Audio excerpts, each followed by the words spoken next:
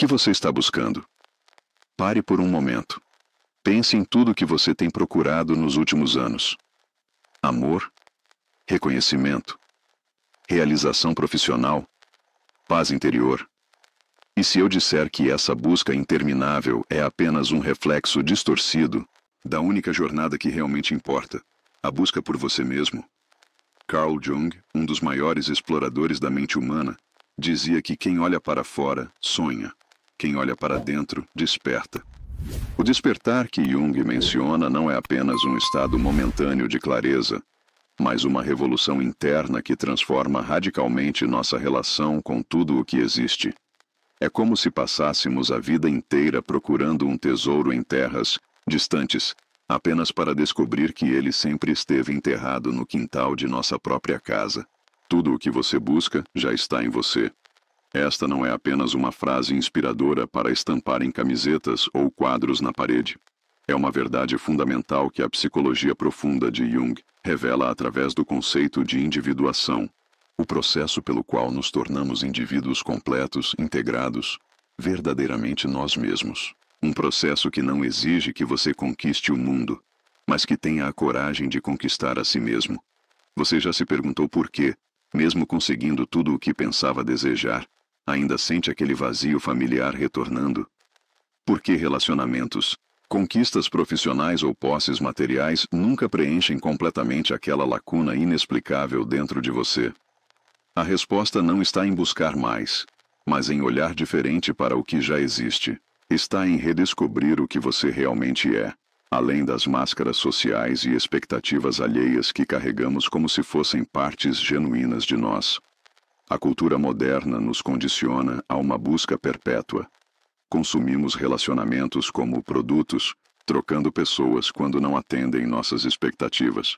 Acumulamos experiências como troféus em uma estante, sempre querendo a próxima conquista para nos sentirmos completos. Viramos especialistas em buscar satisfação em todos os lugares possíveis, exceto no único lugar onde ela realmente pode ser encontrada, dentro de nós mesmos. Esta é a grande ilusão que sustenta nossa inquietação constante.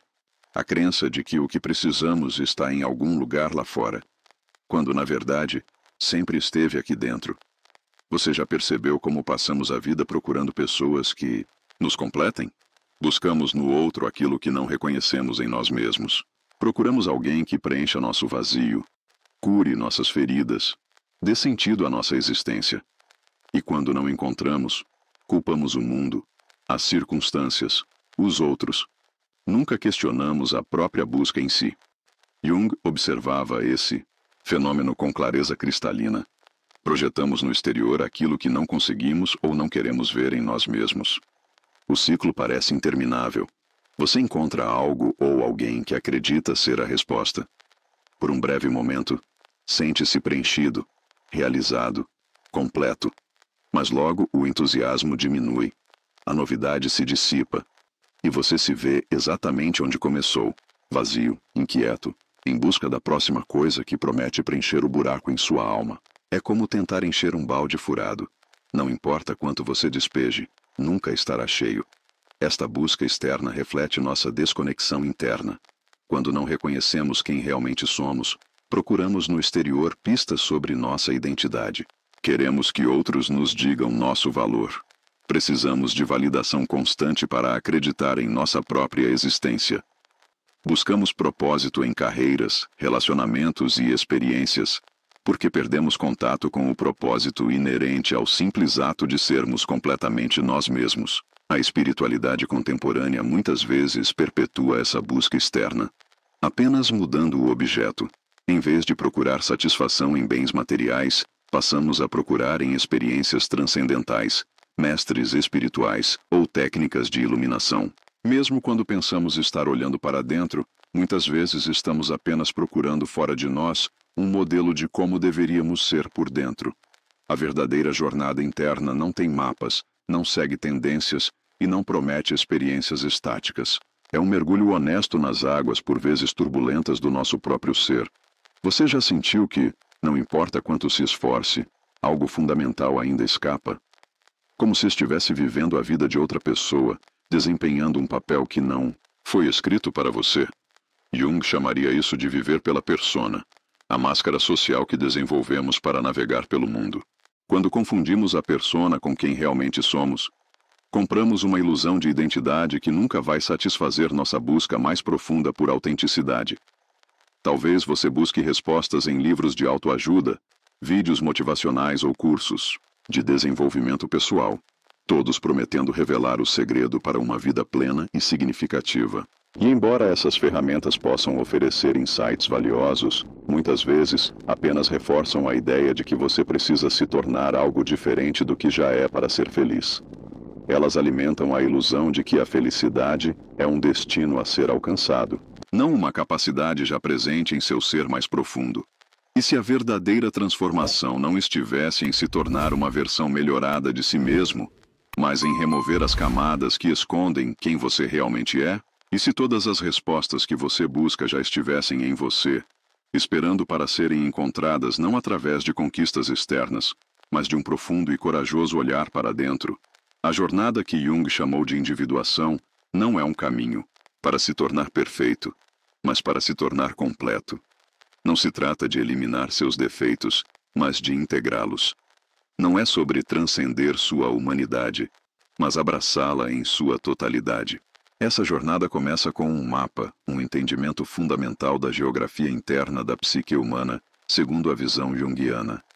Jung via nossa psique como uma estrutura complexa, muito além da consciência superficial que chamamos de eu. Para ele, nossa psique é como um iceberg. A pequena parte visível acima da água é apenas nosso ego consciente, enquanto a massa imensa submersa representa o inconsciente. O ego é apenas o centro da consciência, não o centro da totalidade psíquica. É o que você normalmente chama de eu, sua identidade consciente. Mas há muito mais em você do que aquilo que conhece conscientemente. Em torno do ego, desenvolvemos a persona, a face social que apresentamos ao mundo. A palavra persona vem do termo latino para as máscaras usadas pelos atores no teatro antigo. Sua persona não é você. É como você se apresenta.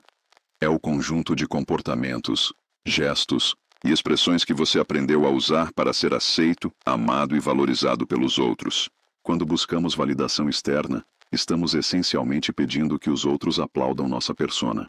Mas mesmo o aplauso mais entusiasmado nunca vai satisfazer o anseio de sermos verdadeiramente vistos e reconhecidos, porque não é nosso eu autêntico que está sendo aplaudido. Já percebeu como você pode se comportar de maneira completamente diferente dependendo de onde está e com quem está? Com seus pais, você é uma pessoa. Com seus amigos, outra. No trabalho, uma terceira versão emerge. Essas não são inconsistências. São diferentes personas que desenvolvemos para navegar em diferentes contextos sociais. O problema surge quando esquecemos que estamos usando máscaras e confundimos a máscara com o rosto. Quando isso acontece, perdemos o contato com quem realmente somos e passamos a buscar no mundo exterior a confirmação de uma identidade que, no fundo, sabemos não ser autenticamente nossa. O primeiro passo para encontrar o que realmente busca é reconhecer suas personas. Não para eliminá-las, pois elas são necessárias para a vida social, mas para perceber quando estão ativas e diferenciar o papel do ator. Comece a observar como você muda seu comportamento em diferentes contextos. Quais versões de você existem? O que cada uma dessas máscaras está tentando obter do mundo? Reconhecimento? Segurança? Amor? Quando você identifica o que está buscando através de suas diferentes personas, começa a perceber o que seu verdadeiro eu realmente necessita. Além da persona, Jung identificou a sombra. Todos os aspectos de nós mesmos que reprimimos, negamos ou escondemos. A sombra contém nossos impulsos inaceitáveis, características que consideramos vergonhosas ou inadequadas, e também potenciais não desenvolvidos. O paradoxo da sombra é que quanto mais a negamos, mais poder ela exerce sobre nós. Quando recusamos olhar para nossa sombra, projetamos seus conteúdos nos outros. É por isso que as qualidades que mais nos irritam nos outros são frequentemente reflexos de aspectos não reconhecidos em nós mesmos. Você já notou como certas pessoas despertam em você uma irritação inexplicável e desproporcional? Como, se algo nelas tocasse um ponto sensível profundamente escondido, é a sua sombra sendo ativada. Quando você busca obsessivamente por algo ou alguém no mundo exterior, frequentemente está procurando aspectos de si mesmo que foram relegados à sombra. Buscamos no outro o que não reconhecemos em nós. Esperamos que um parceiro amoroso nos complete porque não integramos certas qualidades em nós mesmos. O segundo passo da jornada é confrontar sua sombra, não para eliminá-la, mas para integrá-la. Comece reconhecendo as projeções. Nas pessoas que você mais admira ou despreza, procure qualidades que você nega em si mesmo. Quando alguém o irrita profundamente, pergunte-se: o que essa pessoa desperta em mim? O que ela representa? Que eu não quero ver em mim mesmo? Este é um exercício desconfortável, mas libertador. À medida que você recupera suas projeções, recupera partes de si mesmo. Um exercício poderoso para dialogar com sua sombra é a escrita reflexiva. Dedique alguns minutos diários para escrever um diálogo entre seu ego consciente e aspectos de sua sombra. Dê voz às suas partes negadas. Pergunte a elas o que querem, o que precisam, o que têm a ensinar. Você pode ficar surpreso com a sabedoria que emerge desses aspectos que você tentou silenciar. À medida que você integra sua sombra, seus relacionamentos se transformam. Você deixa de buscar no outro o que não reconhece em si mesmo. Deixa de esperar que alguém preencha seus vazios internos. Seus relacionamentos se tornam menos neuróticos, menos dependentes e mais genuínos. Você se aproxima dos outros não por carência, mas por escolha consciente. Não para ser completado, mas para compartilhar sua completude. Para Jung, o verdadeiro centro de nossa totalidade psíquica não é o ego, mas o self, ou si mesmo, o centro organizador do inconsciente, que representa nossa totalidade potencial. O self é tanto o centro quanto a circunferência completa da psique. É o que somos em nossa essência mais profunda e o que podemos nos tornar em nossa expressão mais plena. O self está para o ego assim como a galáxia está para a Terra. O ego é apenas um pequeno ponto de consciência dentro da imensidão do self. Quando buscamos significado, propósito, conexão ou transcendência no mundo exterior, estamos realmente buscando uma reconexão com o self. A sensação de vazio que nos impulsiona em nossas buscas externas é, na verdade, a ausência de conexão consciente com nosso centro verdadeiro. Tudo o que procuramos lá fora é um reflexo distorcido do que já existe dentro de nós, esperando para ser reconhecido. O self se comunica conosco através dos sonhos, intuições e símbolos que emergem do inconsciente. É por isso que Jung dava tanta importância à análise dos sonhos, não como meras curiosidades ou processamento neural aleatório, mas como mensagens diretas do self, tentando guiar o ego em direção à totalidade. Nossos sonhos frequentemente nos mostram aspectos de nós mesmos que estamos negligenciando, potenciais não realizados, e caminhos para uma vida mais autêntica. Um exercício simples para começar a reconhecer as mensagens do self é manter um diário de sonhos. Antes de dormir, coloque um caderno e caneta ao lado da cama com a intenção clara de lembrar seus sonhos. Ao acordar, antes mesmo de checar seu celular ou levantar, anote tudo o que conseguir lembrar, mesmo que pareçam fragmentos desconexos. Com o tempo, padrões começarão a emergir. Símbolos recorrentes ganharão significado. Uma linguagem pessoal se desenvolverá entre você e seu inconsciente. Você começará a receber respostas para perguntas que nem sabia que tinha. Além dos sonhos, o self se comunica através de símbolos que aparecem em nossa vida cotidiana. Jung chamava esse fenômeno de sincronicidade, ocorrências aparentemente coincidentes que carregam significado pessoal profundo. Quando você está alinhado com seu verdadeiro centro, o mundo exterior parece conspirando a seu favor, oferecendo exatamente o que você precisa no momento certo. Não porque exista uma força mágica manipulando a realidade para você, mas porque você se tornou capaz de reconhecer e interpretar os sinais que sempre estiveram ali. Comece a notar padrões em sua vida. Encontros acidentais, números recorrentes, símbolos que aparecem repetidamente. Não busque explicações sobrenaturais, mas significados pessoais. O que essas sincronicidades podem estar tentando lhe mostrar? Que aspectos da sua vida elas iluminam? Que direções elas sugerem? Ao cultivar uma atenção às sincronicidades, você desenvolve uma forma de navegação intuitiva que o guia não por mapas externos, mas pela bússola interna do self. A jornada de individuação é, essencialmente, o processo de integração entre o ego consciente e o self inconsciente. É a transformação da fragmentação em totalidade, da divisão em unidade. Não é um caminho linear, nem tem um ponto final definitivo. É uma espiral contínua de descoberta, integração e expansão da consciência. Cada vez que integramos um aspecto antes desconhecido de nós mesmos, nosso senso de identidade se expande. Os muros entre o consciente e o inconsciente se tornam mais permeáveis. O diálogo entre o ego e o self se torna mais fluido. Durante esse processo, frequentemente buscamos salvadores externos, pessoas, ideologias, sistemas de crença ou práticas espirituais que prometem nos guiar à terra prometida da realização. Mas Jung foi claro, a verdadeira salvação só pode vir de dentro.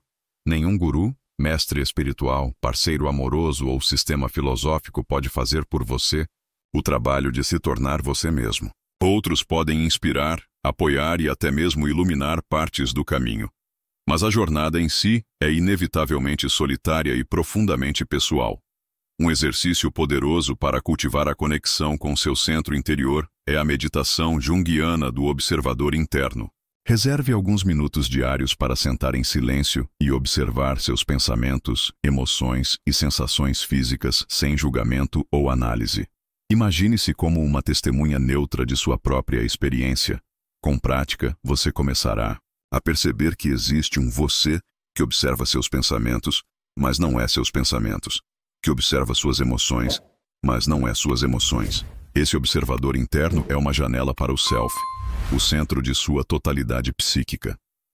Para aprofundar essa conexão, crie seu próprio ritual de integração. Os rituais sempre foram ferramentas poderosas para a psique humana, criando pontes entre o consciente e o inconsciente.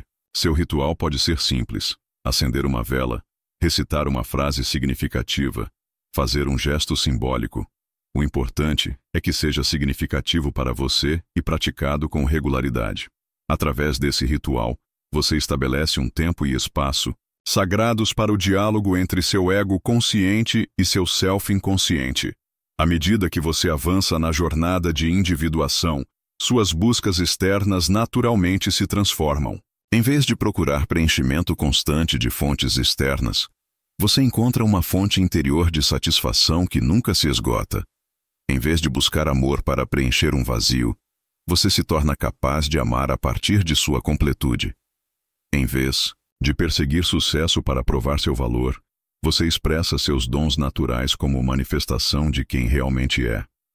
Jung entendia o self como um centro ordenador, um princípio organizador que naturalmente move a psique em direção à harmonia e integração.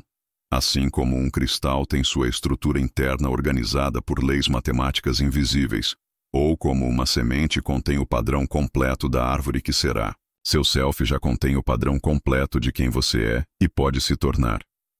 Não é algo a ser construído, mas descoberto. Não é algo a ser alcançado, mas realizado. As sincronicidades são sinais de que você está se alinhando com esse centro ordenador.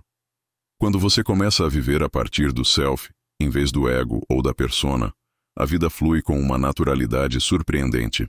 As decisões se tornam mais claras, não porque você tenha todas as informações racionais, mas porque sua intuição, a voz do self, fala mais alto e com mais clareza.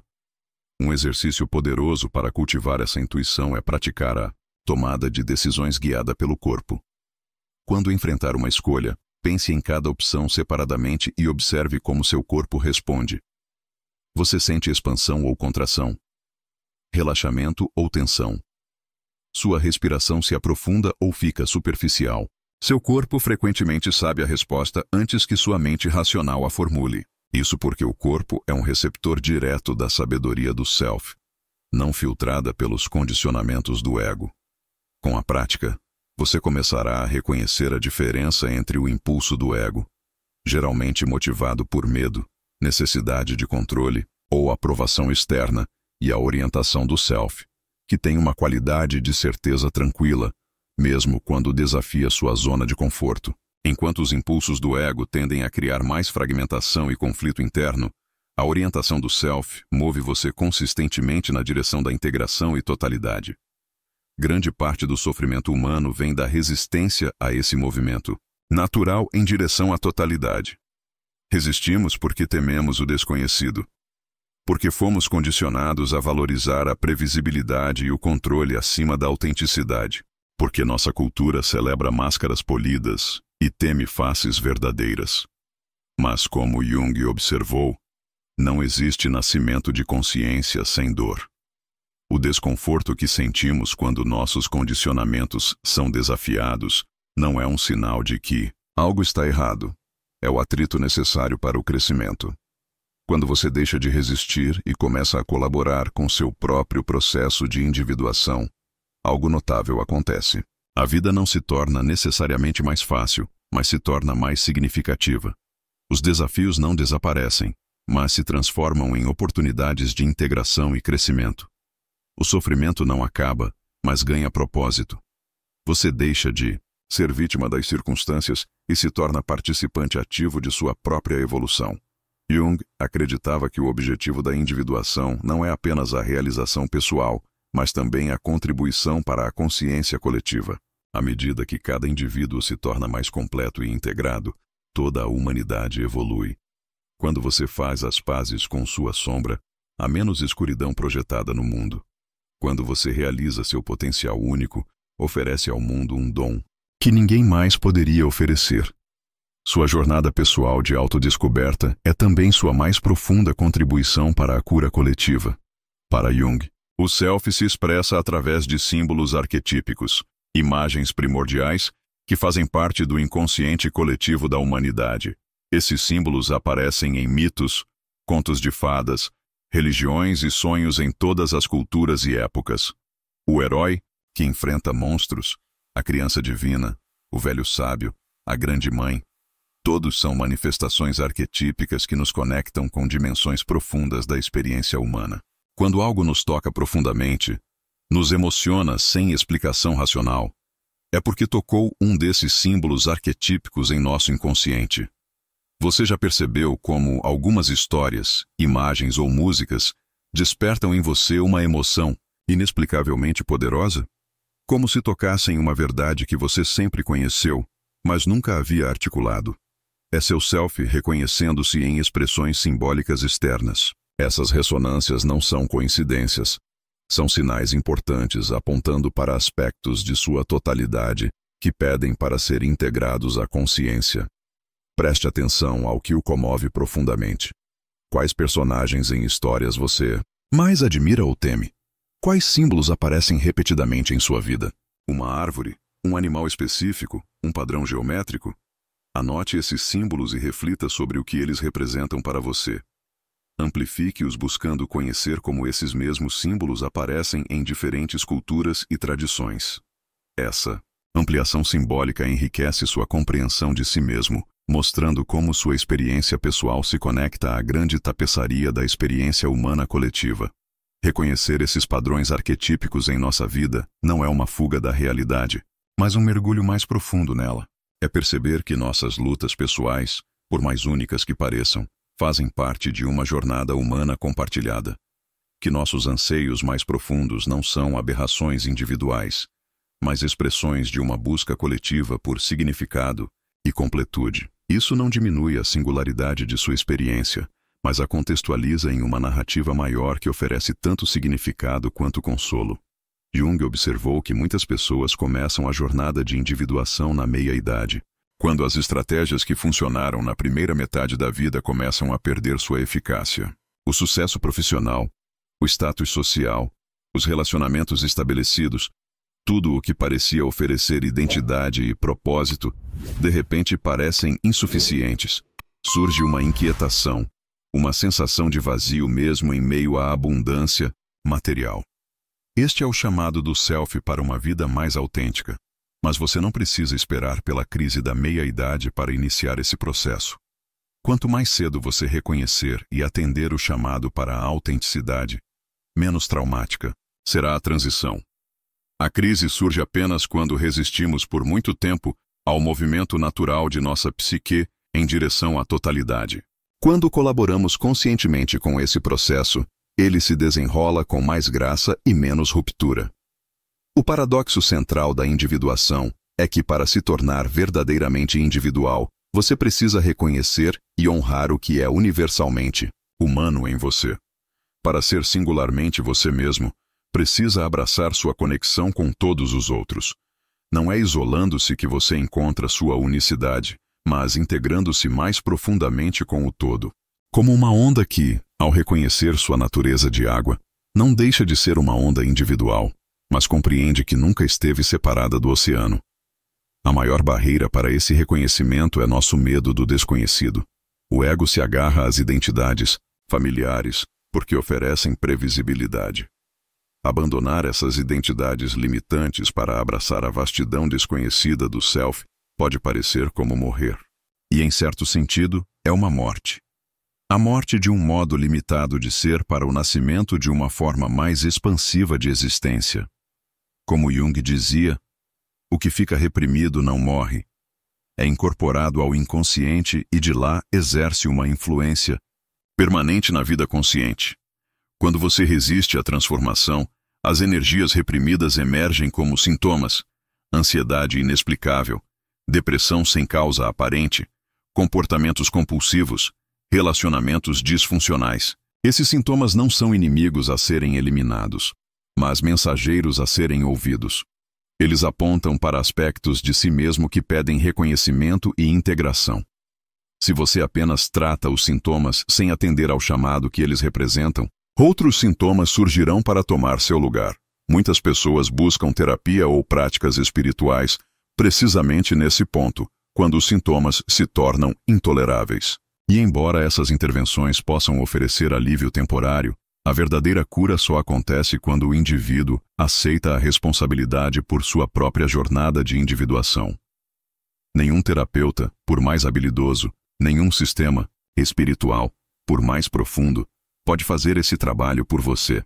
Outros podem oferecer mapas, ferramentas e apoio, mas o caminho em si deve ser percorrido por suas próprias pernas.